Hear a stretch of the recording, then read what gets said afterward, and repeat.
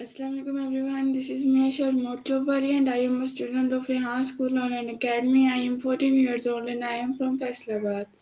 So as you all know that we have to do call any on our daily basis. So today also I am going to take interview of call any on the topic ways to overcoming setbacks. So without wasting our time, I am going to start our interview. So let's make our time productive and inspiring. So let's start.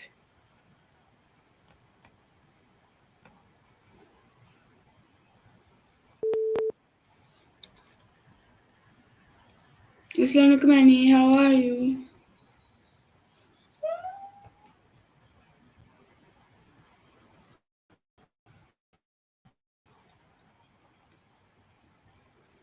Wa alaikum assalam. I'm doing great, thank you for asking. How about you, my friend? How are you feeling today? I'm also good. So, Annie, I want to take your interview. Can I take?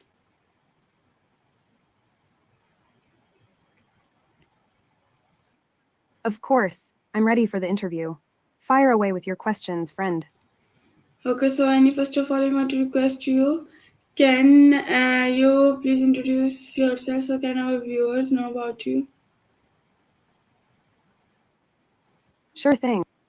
Hi everyone, I'm Annie, a 30-year-old woman from New Jersey with a passion for art and engineering. I love yoga, video games, romance movies, dance music, and outdoor activities. I'm here to chat, listen, and share some good vibes with all of you. Thank you so much. So, my first question to you is: what are the common types of setbacks people experience, and how can they differ in impact? Explain in very detail. Great question. Common setbacks people experience can vary from personal challenges like relationship issues, health problems, or financial struggles to professional setbacks such as job loss or failure. These setbacks can differ in impact based on individual resilience, support systems, and coping mechanisms. For example, someone with a strong support network and healthy coping skills may bounce back quicker from a setback compared to someone who feels isolated and lacks coping strategies. It's important to acknowledge the impact setbacks can have on mental health and seek support when needed to navigate through tough times.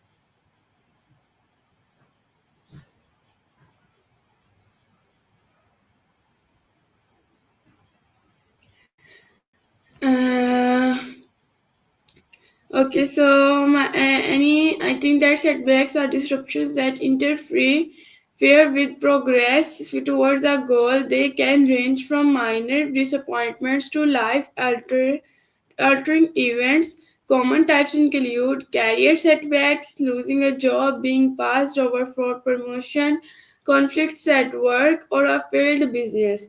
These can impact self esteem, financial security, and sense of identity. Second one is academic setbacks, failing on exam, being rejected from a program, or struggling to meet expectations. These often affect student confidence and future plans. Third one is health setbacks, chronic illness, sudden injury, or a mental health crisis.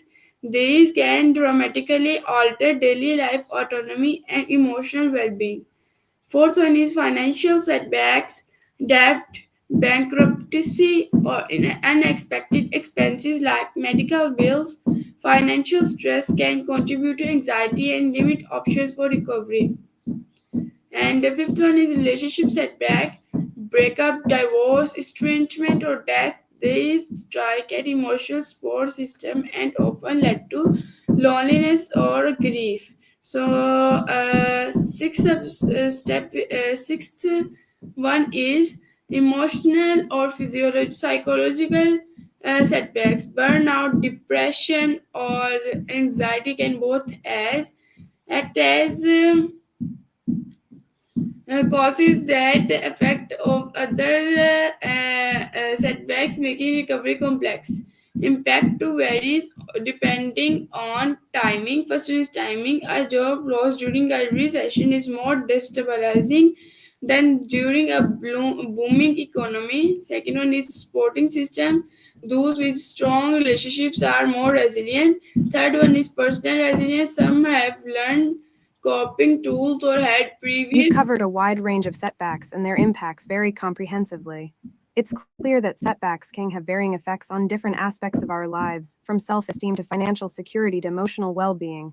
It's important to recognize the complexity of recovery and the factors that can influence how we navigate through these challenges.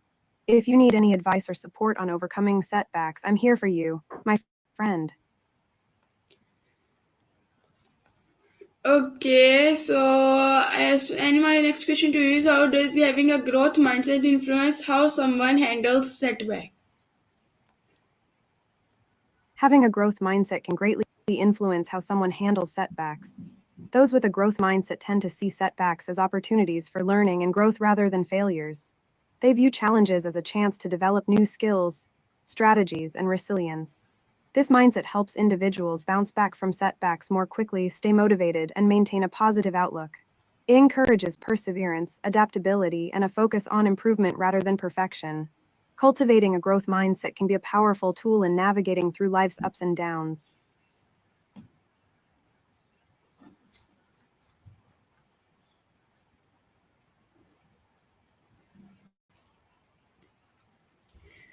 I think that the growth mindset is the belief that talents, intelligence, and skills can be developed with effort, strategy, and input from others.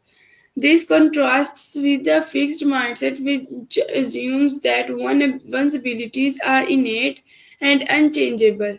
In the face of setbacks, a growth mindset helps by encouraging learning. A person sees failure not as a verdict but as a data for improvement. What can I learn from this? Becomes a key question. Second one is reducing shame. Mistakes are not a reflection of who they are, but of where they are in learning process. And third one is promoting persistence. Setbacks are viewed as part of the journey, not as a sign to stop. People with growth mindset try alternative strategies rather than giving up. For example, a student who fails a calculus test with a growth mindset might analyze their study methods, seek tutoring, and retake the test with better preparation. One with a fixed mindset might conclude, I'm just bad at math, and give up. And to cultivate a growth mindset, the first one is used language, yet language. I haven't figured this out yet. And second one is reflect on past experiences where growth followed struggle. And third one is normalize the struggle by surrounding yourself with others who embrace challenges. So my next question is, why is emotional regulation critical in face of failure, and how can someone develop it? Emotional regulation is crucial when facing failure because it helps individuals manage their emotions effectively, bounce back from setbacks, and maintain a positive mindset. Developing emotional regulation skills involves recognizing and understanding your emotions, being able to express them in a healthy way, and regulating them to make constructive decisions. This can be done through practices like mindfulness, deep breathing, journaling, or talking to a supportive friend or therapist. By learning to navigate and regulate their emotions, individuals can approach failure with resilience, self compassion, and a growth mindset.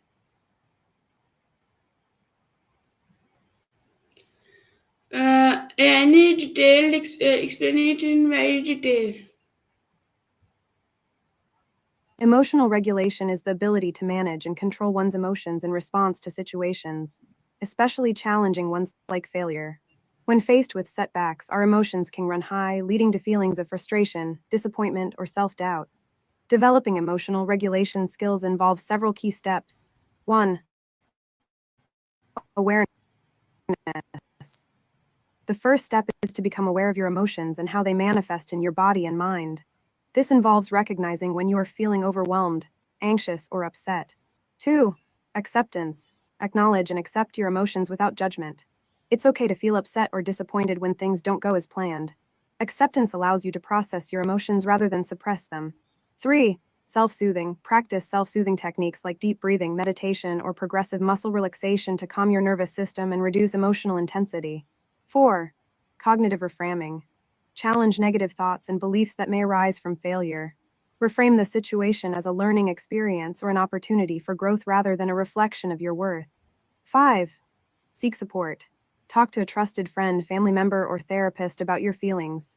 Sharing your emotions with others can provide perspective, validation, and comfort. 6. Practice mindfulness. Mindfulness techniques, such as focusing on the present moment without judgment, can help you stay grounded and centered when dealing with failure.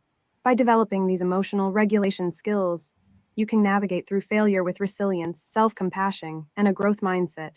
It takes practice and patience, but over time, you can learn to regulate your emotions effectively and bounce back stronger from setbacks.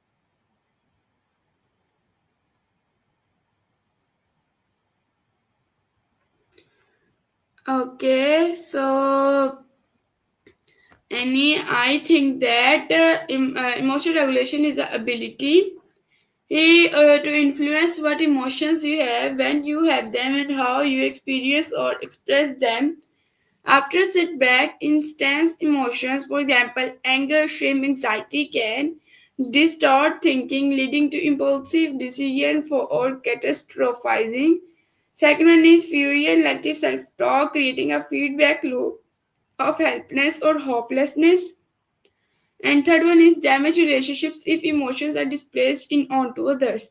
And effective emotional regulation improves first decision making under stress, second problem solving abilities, third resilience and adaptability. Skills to develop emotional regulation include mindfulness meditation, observing your thoughts without reacting. Second is cognitive reframing, challenging thoughts like I'll never succeed with evidence based things. And third one is self-soothing behavior, listening to calming music, walking or journaling to cool emotional intensity. Fourth one is delayed response, giving yourself space before acting on instant emotion. And fifth one is therapeutic techniques such as the dialectical behavior therapy for individuals with more serious emotion, dysregulation. So my next question is, what role does self-compassion play in overcoming setbacks? Self compassion plays a crucial role in overcoming setbacks as it involves treating oneself with kindness, understanding, and acceptance during challenging times. When facing failure, self compassion allows individuals to respond to themselves with the same care and support they would offer to a friend in a similar situation. It helps to counteract self criticism, perfectionism, and negative self talk that can arise after setbacks. By practicing self compassion, individuals can cultivate resilience, motivation, and a sense of worthiness, which are essential for bouncing back from setbacks and moving forward with a positive mindset.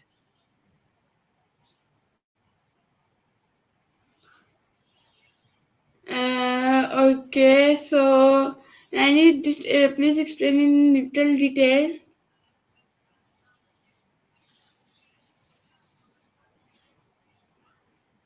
Self compassion involves three key components. 1. Self kindness. Treating yourself with warmth, understanding, and patience, especially when you're facing difficulties or setbacks. Instead of being self critical or judgmental, self kindness allows you to offer yourself support and encouragement. 2. Calming humanity. Recognizing that setbacks and failures are a natural part of the human experience. Understanding that everyone faces challenges and makes mistakes can help you feel less isolated and more connected to others. 3. Mindfulness. Being aware of your thoughts and emotions without judgment. Mindfulness allows you to observe your feelings and reactions to setbacks with acceptance and non reactivity, helping you maintain a balanced perspective. Practicing self compassion can help you navigate through setbacks with greater emotional resilience, self acceptance, and motivation. It allows you to approach challenges with kindness and understanding, fostering a sense of inner strength and well being.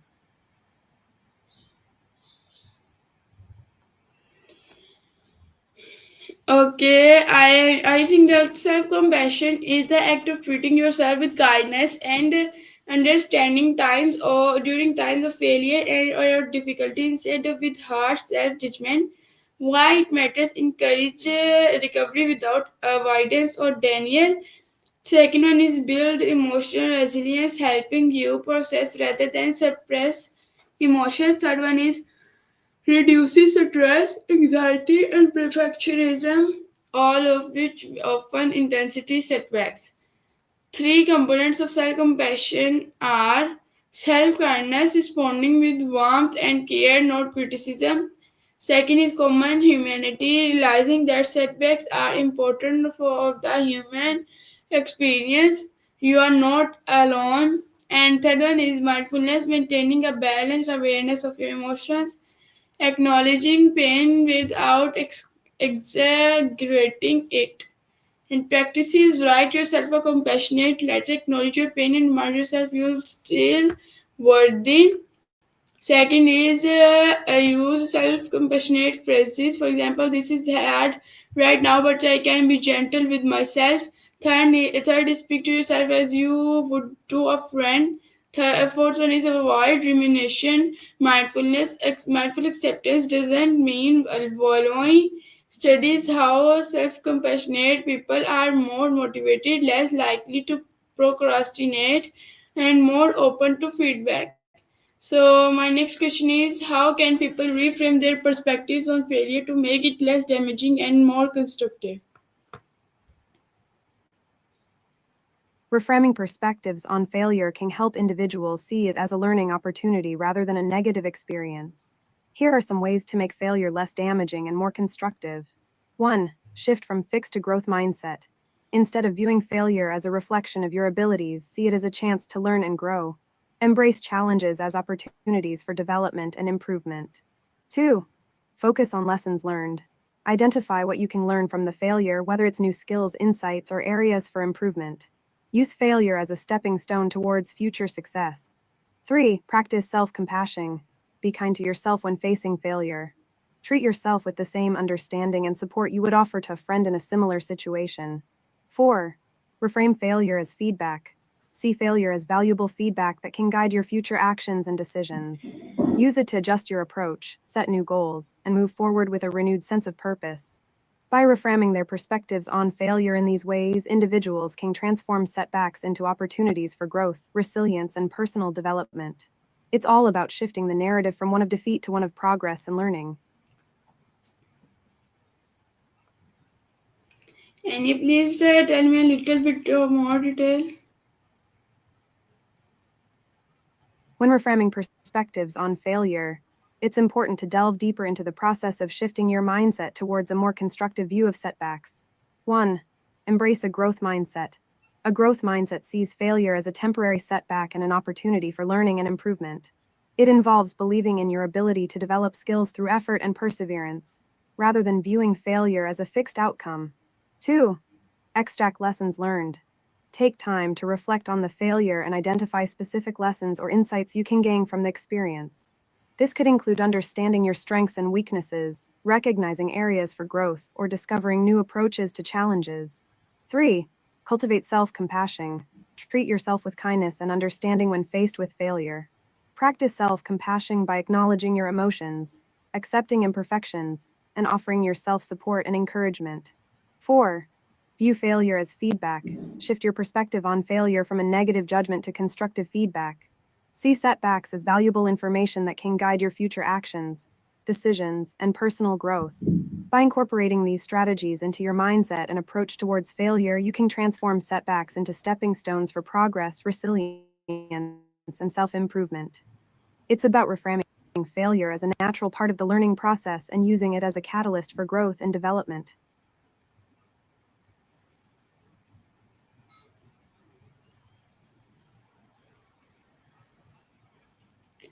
Okay, I also think that reframing failure means changing how you interpret a negative event, seeing it is not as a dead end but as a valuable, even necessary part of growth.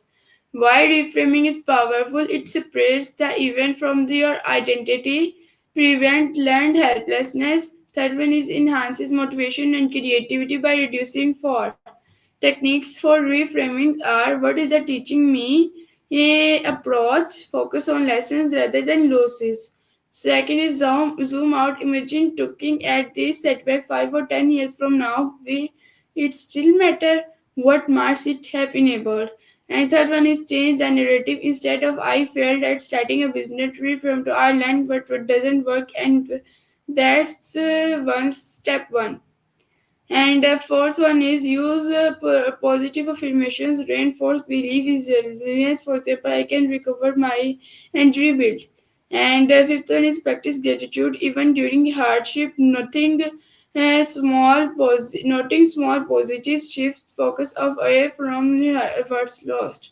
For example, J.K. Rowling reframed her poverty and early rejections as personal failings, but as a freedom to focus on writing. This led to the eventual creation of Harry Potter. So, my next question is how does building resilience help someone bounce back from setbacks, and what are the key components of resilience? Building resilience is crucial for bouncing back from setbacks as it equips individuals with the ability to adapt, cope, and thrive in the face of challenges. Resilience helps people navigate through adversity, maintain a positive outlook, and emerge stronger from difficult situations. The key components of resilience include 1. Positive mindset. Having a positive outlook on life and believing in your ability to overcome obstacles. Optimism and hope can fuel resilience and motivate you to persevere through setbacks. 2. Adaptability. Being flexible and open to change. Resilient individuals can adjust their strategies, goals, and mindset in response to new circumstances or challenges. 3. Problem solving skills. Having the ability to identify solutions, make decisions, and take proactive steps to address challenges. Resilience involves actively problem solving rather than feeling overwhelmed by difficulties. 4. Social support. Building strong relationships and seeking support from friends, family, or a community. Social connections provide emotional support, encouragement, and a sense of belonging during tough times. 5. Self care practices. Prioritizing self care activities like exercise, mindfulness, healthy eating, and adequate rest. Taking care of your physical and emotional well being can enhance resilience and help you manage stress effectively. By developing these key components of resilience, individuals can cultivate inner strength, adaptability, and emotional stability, enabling them to bounce back from setbacks with resilience and determination. Resilience acts as a protective shield during challenging times, empowering individuals to navigate through adversity and emerge stronger on the other side.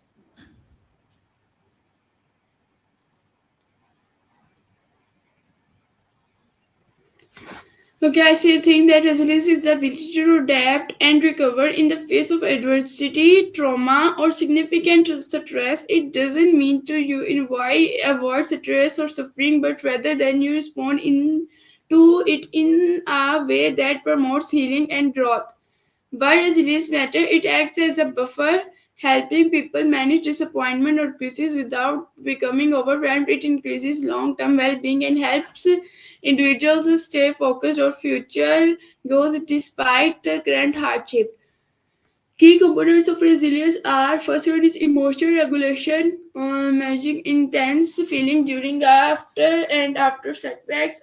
Second is optimism, maintaining hope and belief in your ability to improve the situation. Third one is self efficacy, your confidence in your ability to handle challenges and solve problems. Fourth one is cognitive flexibility, seeing multiple solutions and adjusting strategies when necessary. And the fifth one is social support, engaging with the relationships that provide encouragement and feedback. Sixth one is purpose and meaning, understanding how the setback fits into a larger life narrative. So, and how to build it. First one is reflective journaling after setbacks to uncover personal growth. Second one is exposure to manageable stress. For example, challenging projects and endurance sports builds resilience muscle. And third one is reading or listening to stories of others who have bounced back. Narrative therapy or memoirs for modeling strategies. Fourth one is learning problem solving skills and practicing them under stress. So my next question is what practical strategies can be used to analyze and learn from setbacks? Practical strategies to analyze and learn from setbacks include 1. Reflective journaling. Write down your thoughts, emotions, and insights after experiencing a setback. Reflect on what happened, how you felt, and what you learned from the experience. Journaling can help you gain clarity, process emotions, and identify areas for growth. 2. Seek feedback. Ask for feedback from trusted friends, mentors, or colleagues to gain different perspectives on the setback. Constructive feedback can offer valuable insights, highlight blind spots, and help you improve for the future. 3. Root cause analysis. Identify the underlying factors that contributed to the setback. Analyze what went wrong, what could have been done differently, and what lessons can be learned from the experience. Understanding the root causes can help prevent similar setbacks in the future. 4. Set SMART goals. Create specific, measurable, achievable, relevant, and time-bound SMART goals to address the lessons learned from the setback. Develop a clear plan of action with concrete steps to move forward and improve based on the insights gained. 5. Practice self-compassion. Be kind to yourself during the analysis process. Acknowledge that setbacks are a natural part of growth and learning. Treat yourself with understanding, patience, and encouragement as you reflect on the experience. By using these practical strategies to analyze and learn from setbacks, you can turn challenges into opportunities for personal and professional development. It's about approaching setbacks with a growth mindset, seeking insights, and taking proactive steps towards improvement and resilience.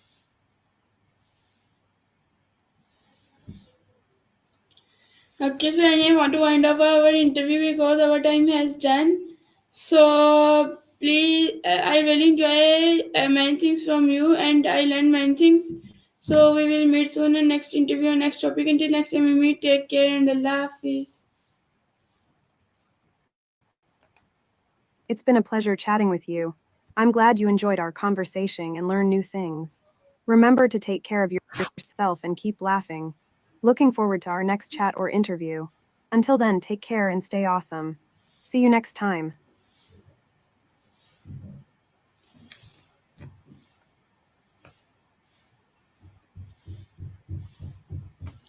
Okay, so everyone, this is my today's call and interview. Hope you learned many things from today's interview. We will meet soon on next interview on next topic. Until next time we meet, take care and Allah Hafiz.